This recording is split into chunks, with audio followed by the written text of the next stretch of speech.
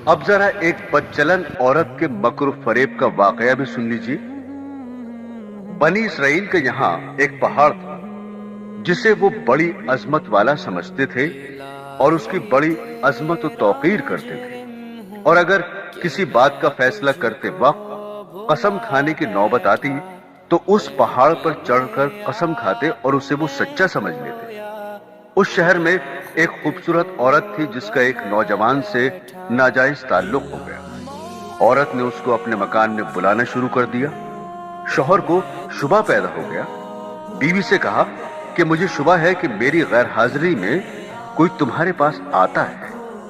औरत ने इनकार किया। शौहर ने कहा, अगर तू सच्ची है तो पहाड़ पर चढ़कर कसम खा ले कि तेरा किसी से नाजायज ताल्लुक नहीं है। औरत ने कहा, हाँ, मैं कल पहाड़ पर चलकर कसम खाने को तैयार हूं। उधर उसने अपने आशना से किसी तरह छुपकर यह कह दिया कि कल तुम पहाड़ के नीचे एक गधा लेकर खड़े रहना। मैं और मेरा शौहर पहाड़ पर चढ़ने के लिए वहां आएंगे और मैं शौहर से कहूंगी कि पहाड़ पर चढ़ते हुए मैं थक जाऊंगी। इस बहाने तुम्हारा गधा किराए पर लेकर मैं उस पर सवार होकर पहाड़ पर चढ़ूंगी। तुम गधे वाले के भेष में वहां मौजूद रहना और गधे पर मुझे सवार करके मेरे साथ साथ चलो। चुनाचे जब दूसरे रोज मियां बीवी पहाड़ पर चढ़ने के लिए घर से निकले और चलते चलते पहाड़ के पास पहुंचे तो वहां उसका आशना गधे वाले के भेष में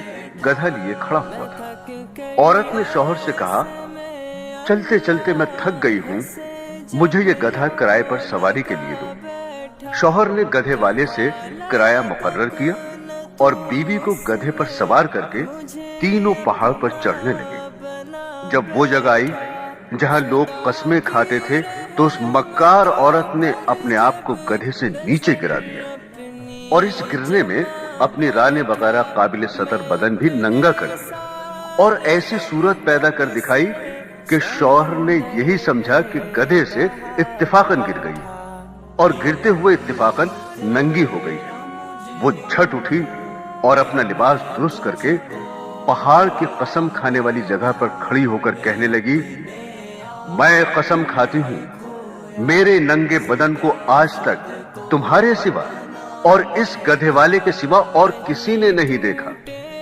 शौहर मुतमईन हो गया क्योंकि उसने ये समझा कि उस गधे वाले ने उसे गधे से गिरते हुए उसका नंगा बदन इत्तिफाकन देखा। तो देखा आपने, औरत जब मक्र फरेब पर आ जाए तो ऐसी चालाकियां दिखाकर शौहर को बेवकूफ बना देती है। लेकिन ये पता नहीं कि आज ये गुनाह किसी मक्र फरेब से छुपा भी लिया और किसी को पता भी ना चला तो कल कयामत में ये बात नहीं छुपेगी। इसलिए कि अल्लाह को सब कुछ मालूम है। अल्लाह से कोई काम छुपा हुआ नहीं। दुनिया वालों से छुप सकता है लेकिन अल्लाह ताला से नहीं छुप सकता। और अल्लाह के नबी सल्लल्लाहु अलैहि वसल्लम ने इसका अजाब बता दिया कि ऐसी औरत सीने के बल जहन्नुम के अंदर चलेगी।